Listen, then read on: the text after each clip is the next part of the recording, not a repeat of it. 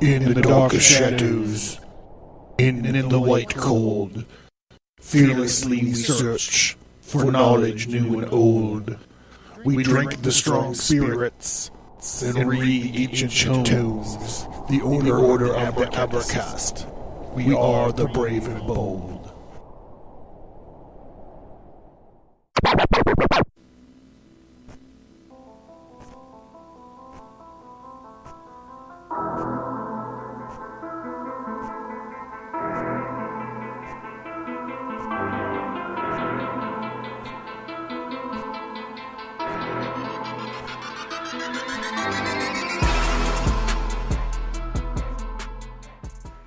The Ages begins with the shocking story of Cain and Abel and the journey of violence and revenge spanning thousands of years, following Cain through his cursed life from an ancient invasion of malicious angels to the American Revolutionary War. A masterful, compelling journey through time, The Ages delves deep into arcane knowledge, myth, and legend. The art is stunning, and the story takes you on a journey where mortals, immortals, angels, and demons are all forced to deal with the folly that is God's creation. It's a beautifully dark and gritty ride through history. This 4-part story follows the astrological procession of the ages and how each 2,500-year age parallels major changes in the development of Earth's inhabitants. Cain's blasphemous struggle with the divine and sacred tyrant God will create and crumble empires, shape history, and cause a cosmic cataclysm.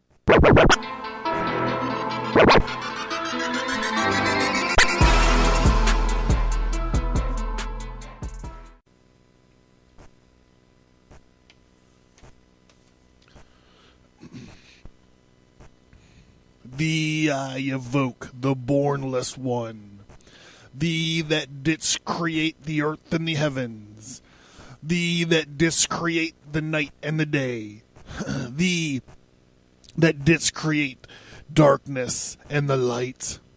Thou art Oso Rono Ferris, whom no man has seen at any time. Thou art Jabus, thou art Japose. Thou hast distinguished between the just and the unjust. Thou didst make the female and the male. Thou didst produce the seed and the fruit. Thou didst form men to love one another and to hate one another. I am Moesh, thy prophet, unto whom thou didst commit thy mysteries, the ceremonies of Israel. Thou didst produce the moist and the dry, and that which nourisheth the created life. Hear thou me, for I am the angel of Pa-ro, Oso Ro no Ferris. This is thy true name, handed down to the prophets of Israel. Theau, Ryabert, Athal Eber Set. Hear me, Blatha, Abe, U, Ibu, Phi, Thata, So, Ib, Thiau. Hear me and make all spirits subject unto me, so that every spirit of the firmament and every of the ether, upon the earth and under the earth, on dry land and in the water, of whirling air and of rushing fire, and every spell and scourge of God may be obedient unto me. I invoke thee, the terrible and invisible God who dwelleth in the void place of the spirit.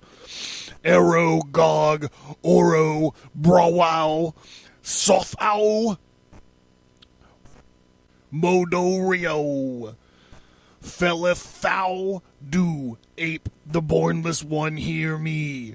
Hear me, Rau Briau, Mario Dam, Babalath, Na Boeth, Asa, Lon, Aya, Apheth now, I, Theau Teth, Abrasar, Ai, Asha mighty and bornless one, hear me. I evoke thee, Ma, Barra, Joel, Koa, Tha, Abor, Elo, Abra, Oeth, hear me. Hear me, Aeth, Aboeth, Basum, Iasek, Saboeth, Iao. This is the Lord of the gods, the Lord of the universe. This is he whom the winds fear. This is he whom, having made voice by his commandments, is the Lord of all things, ruler and the helper. Hear me, Liao, Per, Lu, Po, Liaut, Leo, Lu, Abrasor, Sabraihem, Du, U, Adonai, A, Edu, Ed, Angelos, Ton, Theon, Ana, A, Leah, Gaia, Ape, Diathana, Thorun. I am he, the bornless spirit, having sight in the feet, strong in the immortal fire. I am he, the truth. I am he who hate the evil that should be wrought in the world. I am he that lighteth and thundereth. I am he from whom the shower of the life of earth. I am he whose mouth ever flameth. I am he, the begetter and manifester unto the light. I am he, the grace of the world.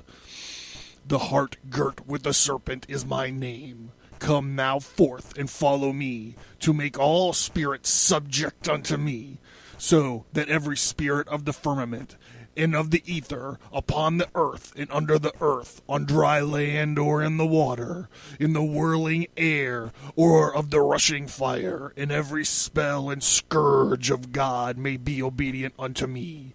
Ayao Sabo, such are the words.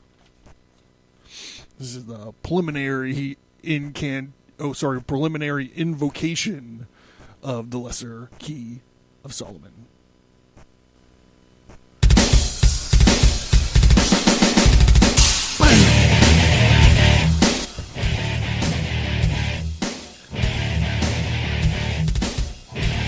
Takes it out of you. God gave rock and roll to you. Gave rock and roll to you. God gave rock and roll to everyone.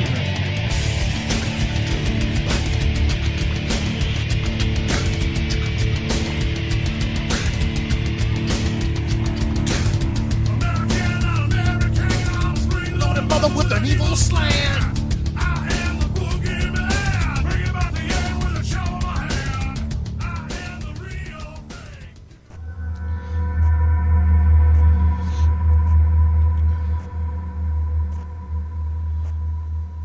The Abercast. Occult. History. Conspiracy. Violence.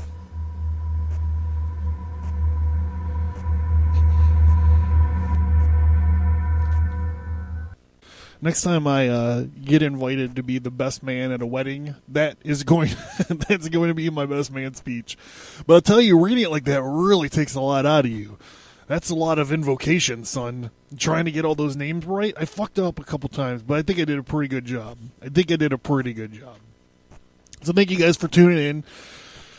I am your... hold on. Who am I? I am your heart girt with the serpent. That is my name.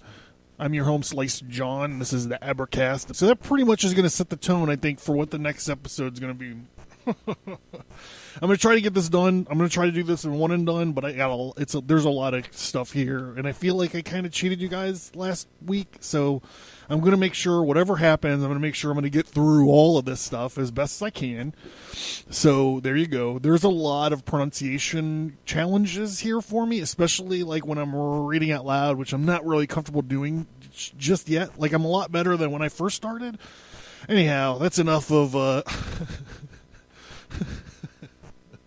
self-conscious Johnny X and Self-Consciousness 101.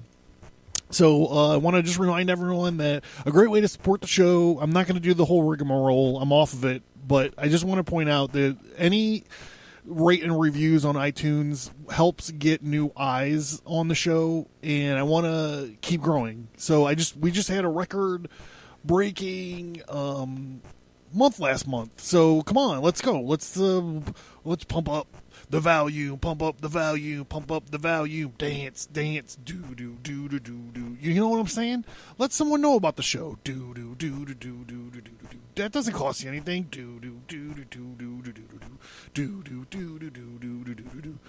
Rate and review the show. That doesn't cost you anything but your time, and you're helping the show. And it's, god damn it, all I want to do is read some fucking reviews. Fuck. Help me, bros. For fuck's sake, I'm about to teach you some crazy shit. I'm synthesizing hundreds of pages of very hard to read material for you right now. We're going to get it. Okay, so before also I get into this, I just want to remind everyone that I got a call out for music and musicians. I'm not trying to steal your rights. I'm not trying to whatever. I'm not offering you exposure. I'm just like, hey, I would like to play some fucking music at the end of the show of people that aren't my friends. I love playing my friends' music, but come on. I like to play your music too. It's not about exposure. It's about letting me have time to wind down after an episode. I have a horrible blood pressure problem. You'd be helping me out. So we kind of been off in this realm of Star Wars and 1970s American politics so far this year. So I wanted to ground us. Like I wanted to, the show's name is the Abracast. And I think a lot of people think that it's named after like abracadabra. In a kind of way, I guess it is if you think about like root words and all this kind of stuff. But it's actually named after a Gnostic deity named Abraxas. Anyhow, but I don't want to, because I got the sigil looking thing for like the logo of the show, so I feel like every now and again I got to like drill back down into some magic stuff. So that's what we're going to do tonight. Tonight we're going to get into some magic. So let me talk about how I got exposed to this kind of stuff. Ever since I was a young lad in my fire and brimstone Southern Baptist youth, I remember my mom had like this Watchtower like magazine. Now Watchtower magazine is this famous magazine for the Jehovah's Witnesses, right? And I don't know if it was a Watchtower magazine. It seems like it'd be weird in my mom's house, but it was a magazine that was like that. Maybe it was like geared toward evangelical Baptists or something. I don't remember, but I do remember on the cover was a group of like hooded, cloaked magic users. And I know that they were magic users because they were cloaked and they were all hanging around an altar with a pentagram on it. And I remember just being bugged out. You have to remember, this was the 80s. This was like satanic panic. Like every park, every abandoned part of Elyria, Ohio at the time, there was like rumors of, maybe not on the west side, but definitely definitely on the east side. There's like rumor in the Cascade Park.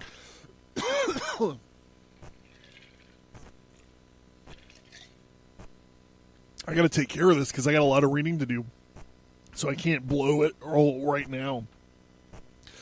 So like every park or like abandoned area or building had like rumors of devil worshippers slaughtering black cats on Halloween and this kind of stuff. And this is what I grew up.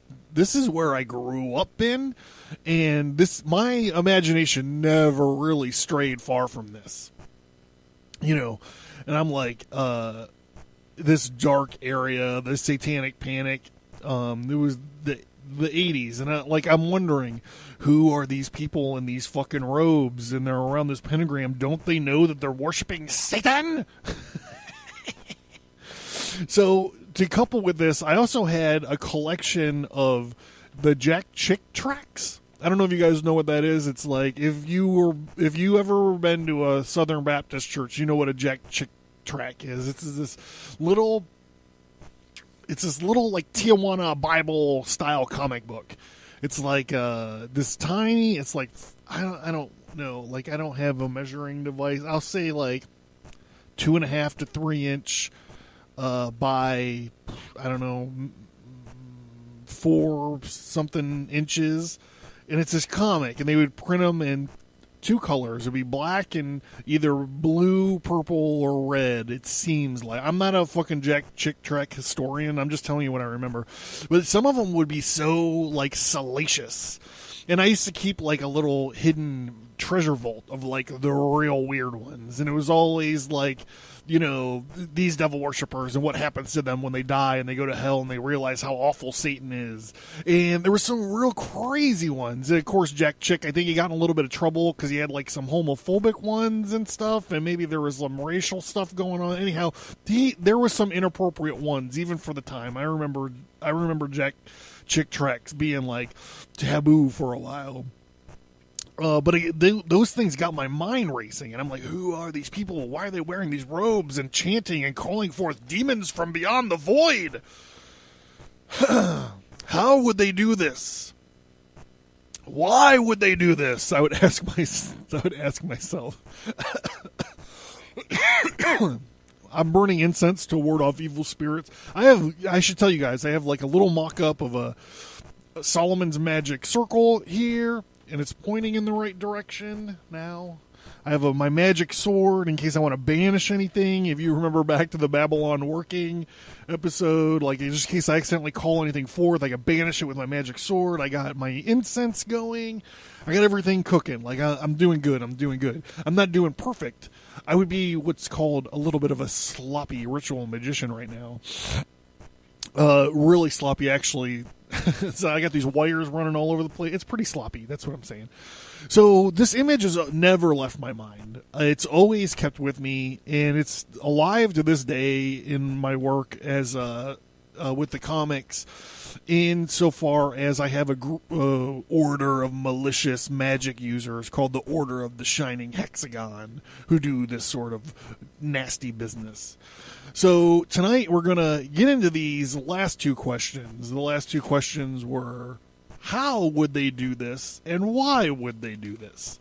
So I'm calling tonight, this is what I've been referring to in my notes as kind of like a crash course on summoning demons.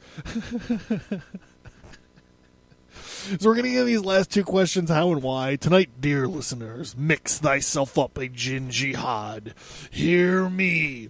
Strong and immortal, the drink is the fire, and the thunder hear me.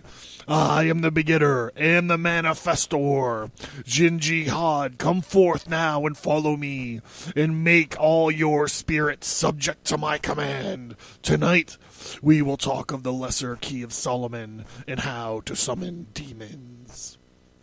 We're actually going to be talking about Goetic magic also, and and the triangle of manifestation. So we're going to get right into that after this.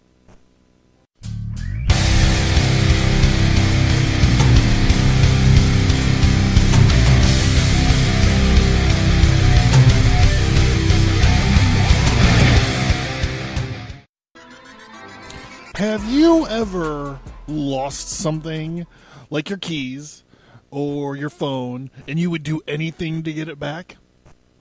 Have you ever been in love with someone who didn't know you existed, and you would do anything for them to pay attention to you?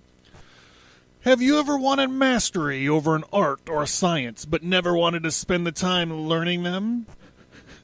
Do you need help persuading people to do your will? Would you like to be more witty or bold? Would you like to understand the language of the birds or the dogs? Have you ever wanted to become invisible? If so, dear listener, you are in the right place for tonight. We are going to unlock the mysteries of the lesser key of Solomon, Goetic magic, and the triangle of manifestation. So this is going to link into a couple episodes that we've done in the past. Probably episode 69, which is the Baphomet episode. Definitely the Babylon working episodes, like directly plugged into the Babylon working episodes. If you listen to that first Babylon working episode, I think it's 57 or 58. I recount Jack Parsons' like his journal. I recount Lieber, I think 49 or whatever he called it, where he's talking about what he did for the Babylon working, and he actually talks about the shit that we're going to talk about. Like when you listen to it, if you listen to that episode, if you go back and listen to it, and like right around minute 25, 26, 27, right around there, he's going through like I'm reading out his journal, and he was like, I invoked this, and I invoked that, and I invoked, Eris, and we're gonna get into what all of that means. He's like, I did the initial evocation, which I already read. So imagine, go back and now after you listen to this, go back and listen to that, and imagine how fucking crazy Jack Parsons and L. Ron Hubbard were. Anyhow, I'm not gonna get into all that stuff again. I'm just letting you know that, and also the Age of Aquarius / the Aeon of Horus episode, which is back there a ways. All that stuff's gonna tie into this because, I mean, it all is. Crowley's involved, so it's all going to be linked up together. So go check those episodes out if you haven't already. So I'm going to just ask the question that you all are probably asking, or a lot of you might be asking, or some of you. So what is the Lesser Key of Solomon? Anyways, I'm going to defer to an Encyclopedia of Occultism by Lewis Spence right now. Hold on,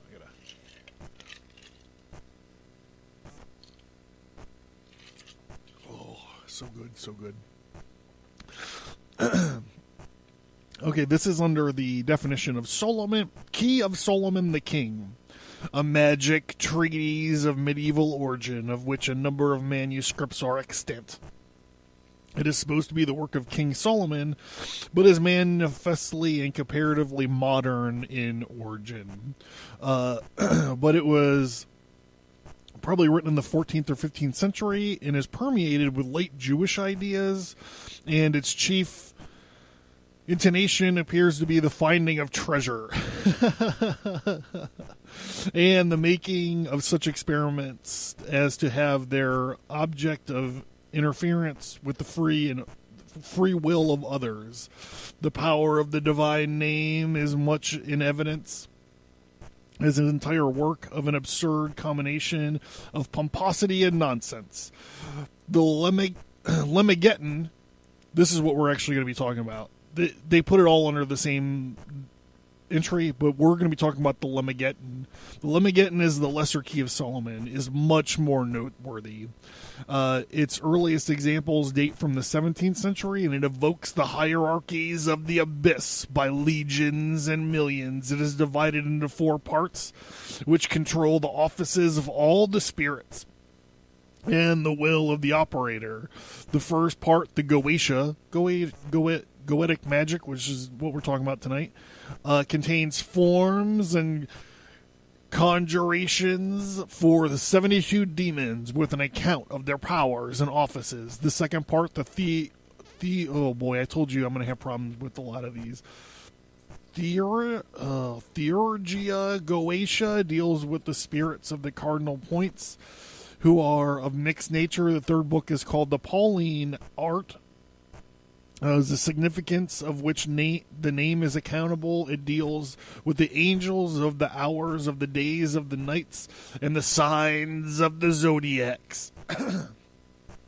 The fourth part is entitled the Amadel, which enumerates 4 other choirs of spirits. Usually homilies regarding purity of life are assisted upon, as in the circumstance of none of the conjurations shall be applied to the injury of another.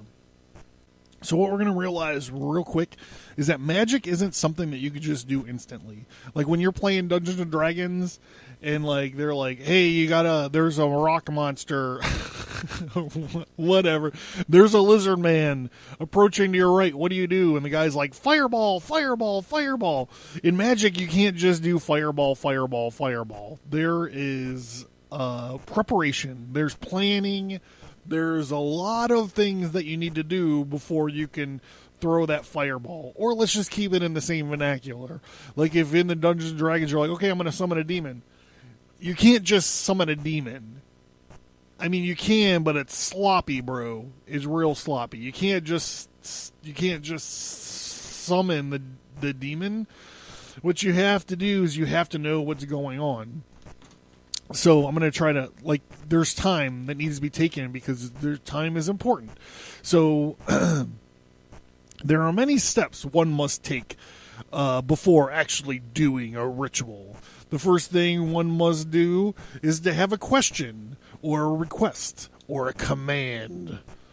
2, you must choose your demon and choose wisely, while the Shem Ha Meph Orash index the Shem Ha Meph Orash indexes 72 demons. Each demon has its own set of stuff it can do. And I'll just skip. I'm going to read some of this. I'm going to read. It's like a catalog of demons. The Shem Ha Meph Orash. But like if you're playing along at home, you might get a little bit confused when I'm talking about this because it's a couple. It refers to a few different sorts of things. So here we go. I'm going to actually refer back to Lewis Spence's An Encyclopedia of Occultism, and we're going to talk about the Shem Ha Meph Orash. In the Talmud, an external term representing the hidden word of power, by whose virtues it were possible to create a new world. But it is lost to man, although even sounds approximating. So I'm not the only person that has a problem pronouncing it.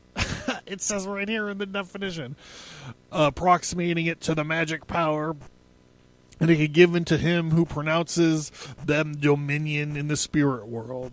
Some of the rabbis say that the word of power contains 12 letters, other 42, and yet others 72.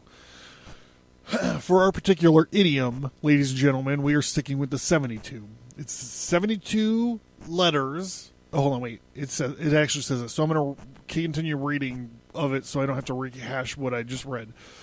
But these are the letters of the divine alphabet which God created from certain luminous points made by the concentration of the primal universal light. Shem Ha Mephorash is in fact the name of this word. So in our idiom right now, what we're talking about is it's a 72 letter word for God. So God's got a lot of names, right? God's got this name, this Shem Ha Mephorash, which is a 72 letter word for God, and each letter corresponds with a demon that's on this curve. And some people also say that the Shem Ha Mephorash also has this one is kind of cheating. They don't have 72 angels that correspond, but they have angels that match up with the demons that correspond. So like Archangel Michael's like, I got 12 of these. And I don't know if it's 12. I'm just saying that. This episode is not about the Shem Ha Mephorash. And it's not about the angelic side. I'm just saying, like, there's a balance there. And apparently Metatron is cool enough. He could hold a couple of these demons in check because he's got, like, this much. And every demonic slot is a different demon.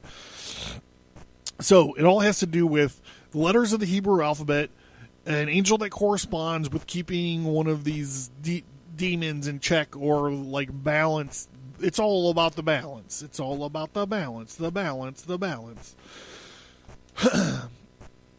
So, when we talk about the Shem Ha Mephorash, what we're talking about, as far as this is concerned, we're talking about the 72 demons that are listed in this index or this catalog that we get to pick from. Maybe someday we'll get into the angelic side and also about how each one of these 72 letters or whatever stands in for the name of God. You know, generally speaking, I side with the Kabbalists. The Kabbalists use the Tetragrammaton, which is the 4 or 5 letter word name for God. So instead of walking around going Yah, God, or the Elohim, which is weird because the Elohim is like, it's plural and it's male and female. So it's like the many gods. I don't know. We're not going to get into that. I can't get bogged down into a discussion about Kabbalah right now. I'm not fucking ready for it. I got the notes on the Keys of Solomon. By the power.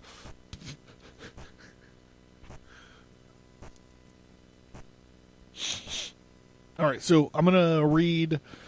I'm gonna read some of these Shem Ha Mephorash. Shem Ha Mephorash. I'm gonna read Some of them, I'm not going to read all 72, bros. For real. I'm just going to skip through here and let's see.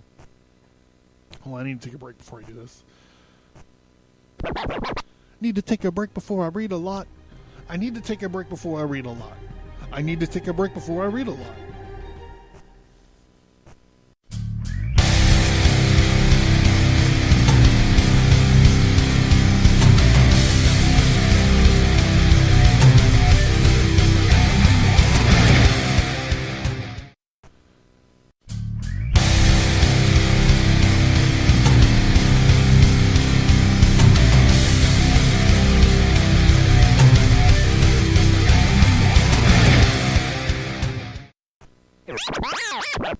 Alright, so assume that you know what your question or your request or your command is. Now we have to now we have to shop around for the demon that can help you. So here's a spread. I'm not, like I said, I'm not going to read them all. There's 72 of these things, so I'm not going to read all of them. Hold on, I gotta.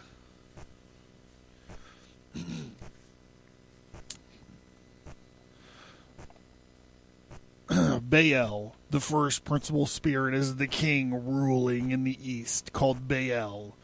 He maketh thee go invisible. He ruleth over 66 legions of infernal spirits.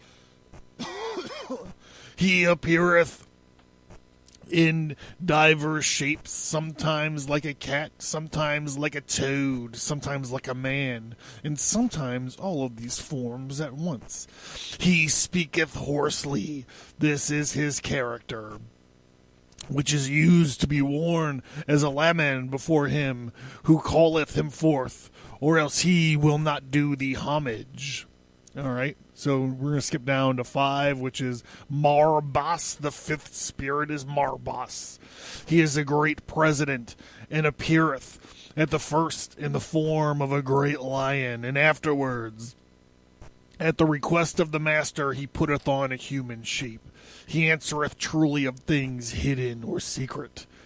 He causeth diseases and cureth them again, and he giveth great wisdom and knowledge in mechanical arts. He can change men into other shapes. He governeth 36 legions of spirits, and his seal is this, which is to be worn as aforesaid. So each one of these guys has a sigil that goes with them. So if you ever watched that show on, I think it's on, is it Sci-Fi? I think it's on Sci-Fi, like the makeup show where they do like the special effects makeups and stuff, and they got this guy, Glenn Hetrick, who's like one of their judges. Like if you get a good look at when he's not, like when he's just like, he just breezes into the studio or whatever, and he's like in his t-shirt or his cutoff shirt or whatever, because he could like dresses up for like the judge appearances. I don't know. Anyhow, if you get a good look at that guy's arms, he's got these demonic sigils all tattooed all over him, and all those tattoos are demonic sigils right from the Lesser Keys of Solomon. So if you can find like some stills or whatever, you can find them. I think he, at least the one he's got on his upper right bicep might be Astaroth. Like I remember back when I used to watch a show, and I'm like, oh, I'm picking them out right off of, like, they're just black circles with like scribbles in them. But if you know what you're looking at, this is what you're looking at, bros.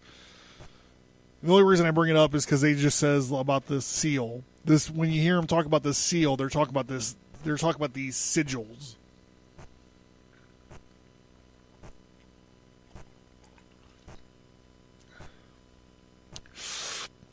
Barbados, the eighth spirit, is Barbados.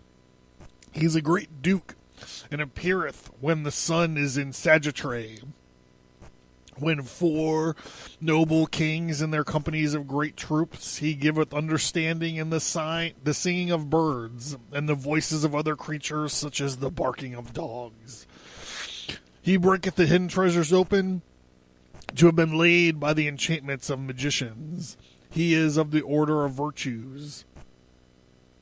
of which some part he retaineth still. He hath the knowledge of all things past and to come, and the conciliation of friends and those who be in power. He ruleth over 30 legions of spirits. His seal of obedience is this, from which the which wear before the aforesaid. Skip down a little bit. 12 is Citri. The 12th spirit is Citri. And he is a great prince, and appeareth at first with a leopard's head and the wings of a griffin. And after he commandeth the master of exorcism, he putteth on the human shape, and that very beautiful. He inflameth men with women's love, and women with men's love, and he causeth them also to show themselves naked if be desired. He governeth the 60 legions of spirits. His seal is this, to be worn as a lemon before thee. So this isn't just your simple love spell, bros. This is like this is deep. I mean, if you want a love spell, like, look, if you women out there are trying to figure out a love spell to cast on somebody, really, the only thing you got to do is get a good blowjob technique. I mean, that's it. They say the way through to a man's heart is by his stomach. I'm not sure if that's true. To me, I think it's probably excellent technique in that area. Guys, if you want a love spell, I mean, get a good car, I guess. I'm not sure. Or be witty. Be witty and bold. We actually have a demon that can help you be witty and bold. I don't know if this is it, because I'm just kind of trying to... Okay. 15 is Elegos. The 15th spirit in the order of Elegos is a great duke, and appeareth in the form of a goodly knight, carrying a lance and an ensign and a serpent.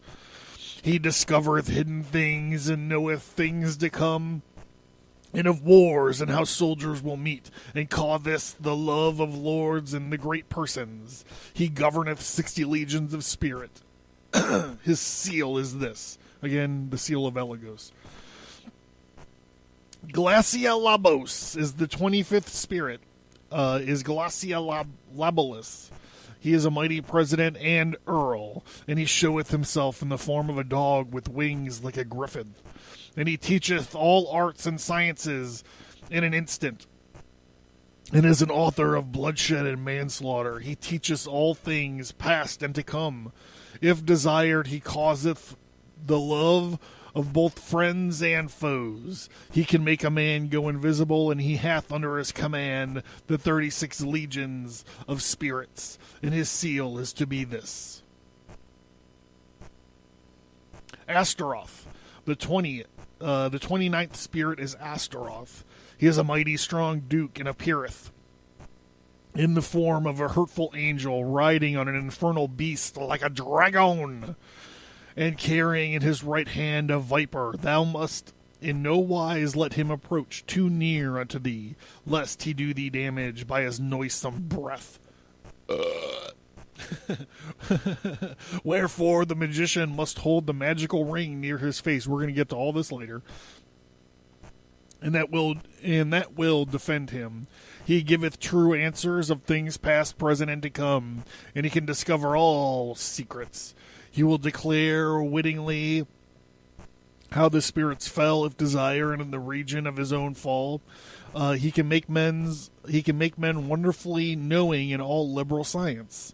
He ruleth 40 legions of spirits, and his seal is this, which wear thou as a lemon before thee, or else he will not appear, or will not obey thee. Let's skip down here towards the bottom. My voice is killing me. Andrialpheus. The 65th spirit is Andrialpheus. He is a mighty marquis, appearing at first in the form of a peacock, with great noises. And after a time he putteth on a human shape, and he can teach geometry perfectly. He maketh men very subtle therein, and in all things pertaining to menstruation or astronomy. He can transform a man into the likeness of a bird. He governeth 30 legions of infernal spirits, and his seal is this. Andromedus. is the 72nd spirit in the order, is named Andromelos. He is an earl, great and mighty, appearing in the form of a man holding a great serpent in his hand. His office is to bring back both a thief and the goods which be stolen, and to discover all wickedness and underhanded dealings, and to punish all thieves and this wicked and the other wicked people, and also discover treasures that be hid. He ruleth over 36 legions of spirits. His seal is this, the which wear thou as foresaid, as aforesaid.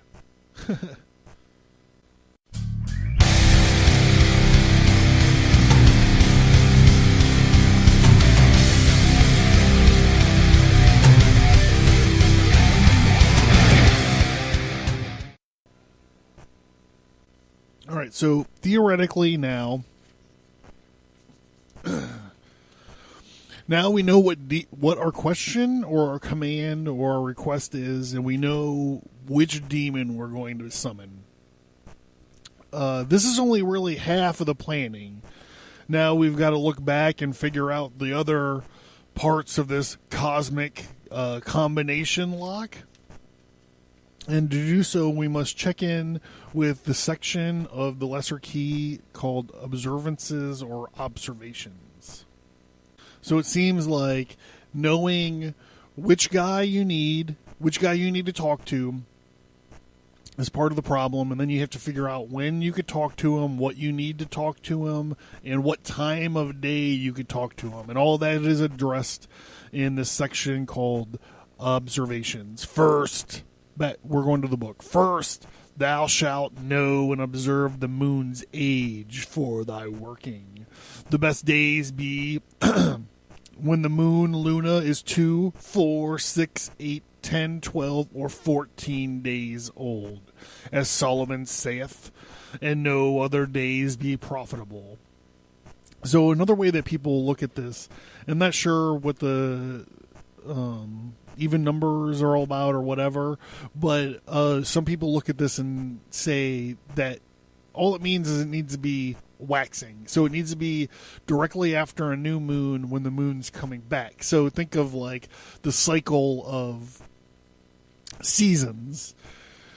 You know, spring is the rejuvenation or the birth, and then it goes into the summer, and then it goes into the fall, which is like the twilight time, into winter, which is death, and then the sun rests for 3 days, and we come back eventually to spring. So this is the same thing that these guys are talking about when they're working on this lunar calendar, and this actually comes from remember when I was reading out of the encyclopedia, and they said that it comes from some late Jewish ideas are in there. That's the Hebrew, all the Semitic, the Hebrew calendar in particular is a lunar calendar, whereas other Western calendars are solar calendars. We actually work on kind of a split of that, actually. Our Easter is defined by the moon. I'm sure I've talked about this before. If I haven't, I'll talk about it again. I don't want to get bogged down into this. So they're saying that the moon's got to be in the new moon in the 2nd, 4th, 6th, 8th, 10th, 12th, or 14th day. A lot of people just blend this together and say as long as it's waxing, it's all right. Waning is when it's going away. So think of waning as like the autumn section of like the moon, except we're only talking about actually like the 30-day calendar. You know what I'm saying? I'm sure you guys understand what I'm saying. So you need a seal, and the seals of the 72 kings are to be made metals, and how you know which metal you're supposed to construct this from is by the rank of the demon that you're calling. Remember, whenever I was reading through the different like the catalog, each of them said this is a mighty marquis, or this is a president, or this is an earl, and it might have more than one or whatever. So you just got to kind of figure it out, or make something of both. You got to hybridize. So the 72 kings are to be, or the seals of the 72 kings are to be made out of metals. The chief kings should be made out of gold. The marquis should be made out of silver. The dukes should be made out of copper. So each of these also correspond to a planet, which I'm sure is important. So the chief king is associated with the sun, which is gold. The marquis is associated with silver, which is the moon. The dukes, Venus, which is copper. The prelacies are Jupiter, which is tin. The knights are Saturn, which is lead. The presidents are Mercury, which is mercury. The earls are Venus, copper, and silver, the moon. Alike and equal. These 72 kings under the power of Am, Ya, Mon, Kor, So, Zimaye, Zimaine, Zimainer, and Goap. I'm sorry, I apologize. Are the four great kings ruling the four corners or cardinal points, east, west, north, south, and are not. So with this being said, I need to also kind of block this out and say that there are some schools of thought or there are some practices that instead of these four powers or four great ruling kings, they actually evoke one of the four archangels. And the archangels they use for this, I believe, I don't have anything in front of me. I'm firing off the hip right here, but it's Michael, Gabriel, and I want to say Raziel and Ariel. I want to say that, or maybe it's Raphael and Ariel. I don't know. I'm sure you can find this out. And there's so many sources with these things, and it gets so muddled over time. You find, especially with angels, is like you find one angel is interjected with another angel, whatever. However, you can definitely search in the Kabbalah, the text of the Kabbalah, and find which angels are associated with east, west, north, or which archangels are associated with east, west, north, and south. And you can use these if you want to summon them. A lot of people that practice Goetia will summon or evoke these archangels to the corners. Like a lot of pagans will call to the corners, and they'll call to the spirit of the east, and they'll call to the spirit of the west, and they'll flash their swords out to each section, and they'll wander around. You'll find Goetic magicians that do this as well. Goetic, and all kinds of ceremonial magicians will do this. Well, they'll point out, and they'll call to the spirit of the east and the spirit of the west. In a lot of ways, that's what they're doing. When I said the power of Am, Ya, Mon, Kor, Son, Zimaye, or Zimainer, and Goap, instead of these four names, you just drop in the names of these archangels, whichever ones you want. And I mean, if you get into like the chaos magic, I mean, they could be Superman, Batman, fucking Plastic Man, and Hong Kong Phooey. It doesn't matter. Like, it really is just a matter if you buy the chaos magic part of it. And I'm not there yet. We're not talking about that. I'm sorry. I shouldn't even brought it up because you're just like, what? Hong Kong Phooey? Tell me more about that. Oh, Scatman Crothers.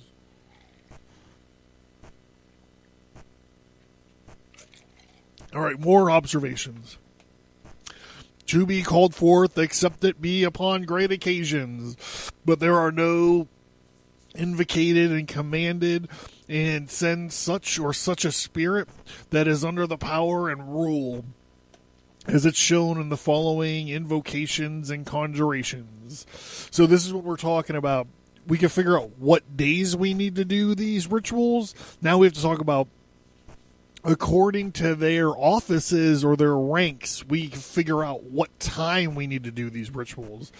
So the chief kings may be bound from 9 till 12 o'clock at noon, and from 3 until sunset. So they need a little bit of a coffee break or a happy hour. Marquis may be bound from 3 in the afternoon till 9 at night, and from 9 at night until sunrise. Dukes may be bound from sunrise until noonday in clear weather. So if you're in London or Pittsburgh or Seattle, you're in for a problem if you need to speak to a duke. Prelates may be bound any hour of the day. nights may from dawning of the day till sunrise, or from 4 o'clock until sunset. Presidents may be bound any time excepting twilight at night, unless the king whom they are under be invocated. We're going to get into this. I'm probably going to wind up busting this up into 2 episodes because I still have a handful of shit to get through. So I might be talking about why you would invocate the boss of the president you're trying to get into later. The counties or earls, any hour of the day, so be it in the woods or in any other place whither men resort not, or where no noise is.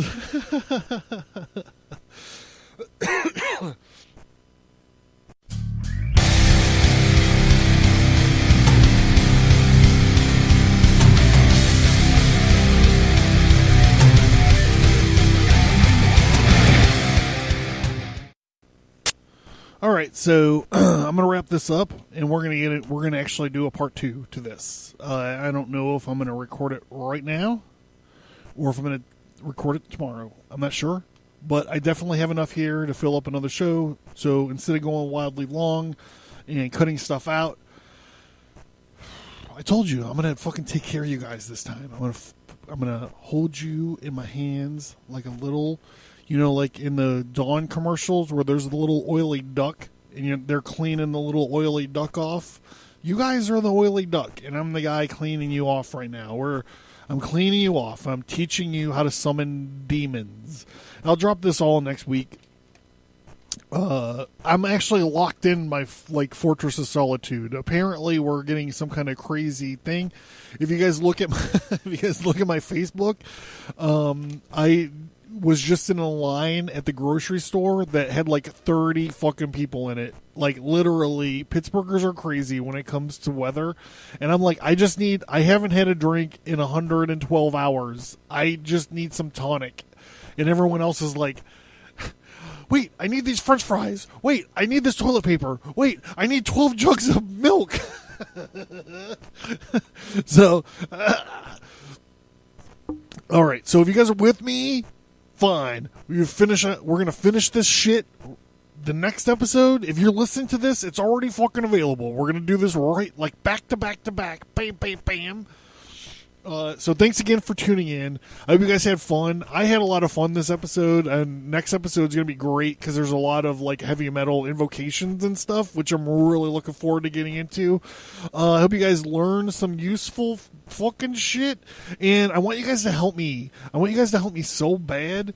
Whenever you guys rate and review the show, all 4 of you that's fucking done it, it helps get new eyes on the show. And I had a record-breaking month last month, and I'm just asking for help. Like, just if you guys could do something to grow that and like to get that going, you know. That's all I'm asking for. I mean, come on. So along with that, if you do want to help in other ways, you know, you could do word of mouth, tell a buddy about the show. If you're like, hey man, have you found your keys yet? You should listen to this podcast. This guy's going to tell you how to summon a demon to fucking find your keys. Hey, you really want to know what your dog fucking says? You should tune into this podcast. This guy's going to teach you how to summon a demon so he can fucking teach you how to speak canine language.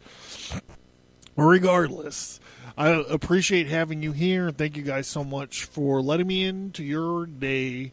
I love that, even if you won't help me out at all. The best way to help me out is buy some books. I'm not even going to press that button right now because, I mean, look, I can't even get you guys to fucking rate and review or fucking say, hey, buddy, nice show on Twitter. I mean, Jesus, do I ask so much? All right, so support the show any way you can. Pick up some books. Or not, whatever. Thank you guys for letting me babble at you passionately about this stuff. I love it. I love it, and I love the fact that I have a podcast just fucking rambling and doing this shit and passing on, like, the mystery of the world. You know, it's just crazy. So I want you guys to write something, draw something, research something, record something. With that being said, stigmatastudios.com, up in the upper left-hand corner, there's all the links to my social media. I got a couple new books coming out. You guys are already sick of fucking hearing about them. The next one, The Loose Cannon, is getting ready to come out. It's really fun. It's really fun. Especially for you Lady Gaga fans. You might like it. But I'm John. This has been the Abercast episode, what was it? Fuck, I'm a mess. 79. Oh, episode 80 is coming right up. And it's going to be the second part of this. So I hope you dig it, everybody. And I hope that whatever this perceived storm that's about to happen, when I look out my window, it just looks like it's rainy to me. But like everyone is going crazy. Like, go on my Facebook and look. Literally 30 people in line. I couldn't lift my camera up and take a picture of the people behind me because I didn't want everybody's faces on there. You know, I didn't want to get in that sticky situation. But it was all the way back to like the cold cuts. Like there's literally 60 people in every line at the grocery store because it's fucking raining. It's Pittsburgh, bros. It's Pittsburgh. Anyhow, like I said, this is John. I'm your boy. I'm outie. If you got, like, listen to the next episode, and I'm gonna totally start evoking demons.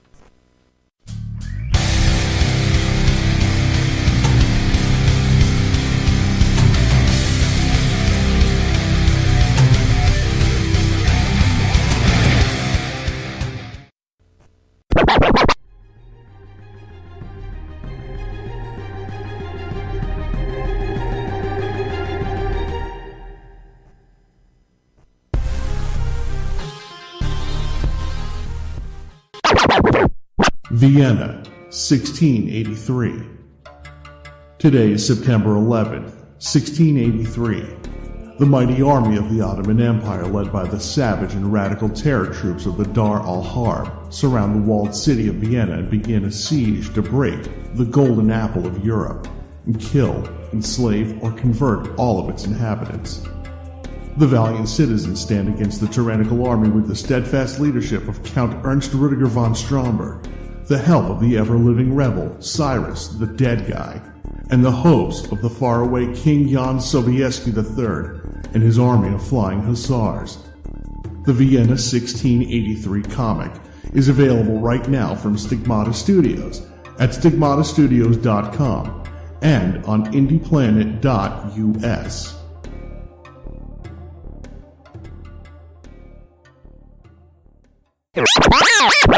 The Non-Standard Squad, 1944. World War II. 3 weird American soldiers are on a search and rescue mission into the oldest and darkest regions of Europe. A cursed, ever-living warrior, Cyrus the Dead Guy. An experimental warbot, Sergeant Lane McCord. An all-red axe, mysterious rogue with a demon-possessed arm come face to face with an army of magically corrupted machine-obsessed elves, a magic hammer-wielding Norse Ubermensch, and a Nazi wizard who is a member of the ancient Dark Order of the Shining Hexagon. The Non-Standard Squad 1944 comic is available right now from Stigmata Studios at stigmatastudios.com and on indieplanet.us. We're going to decompress tonight with Soda Jerk, and the song is called, I think it's called Heart of Chrome. We're going to, is that right? Hold on. What am I doing? Totally lost. Miss My Ways. The song is called Miss My Ways by Soda Jerk. I'm John Towers. Hang tight. Click right on to the next episode, and we're going to wrap up this demon summoning crash course. Suckers.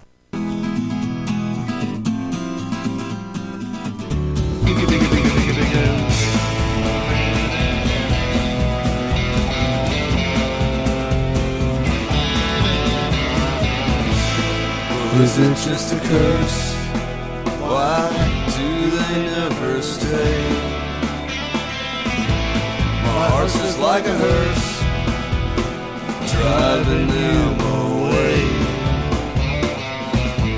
They'll cover me with dirt and pour a bottle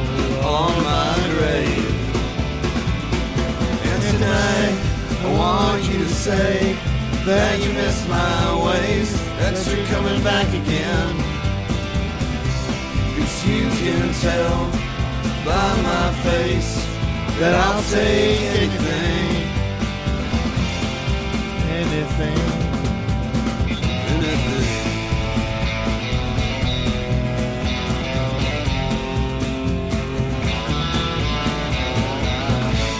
I guess I know it's late, but what can I do?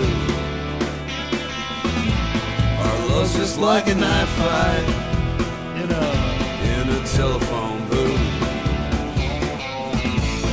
Well, I can't seem to clean my scarlet hands of you. And tonight I want you to say that you miss my ways, that you're coming back again.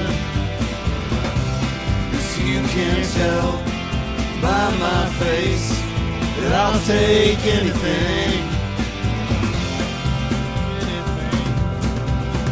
Anything.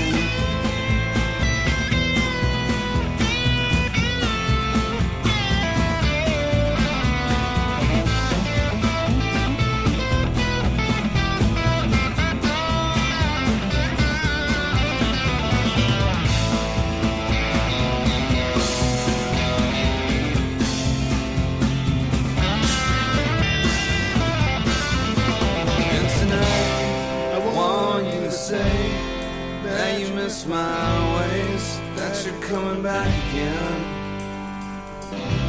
'Cause you can tell by my face that I'll take anything. Tonight I want you to say how you miss my ways. And you can tell by my face that I'll take anything.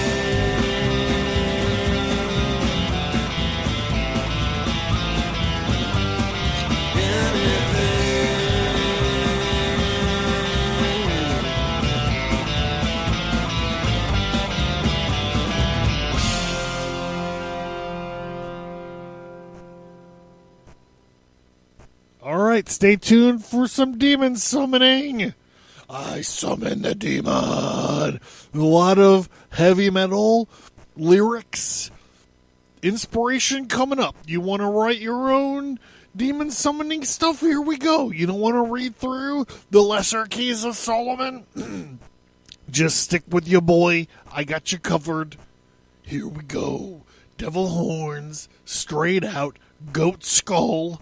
You know what I'm saying? Huge boner, black robes, incense, magic swords. Here we go.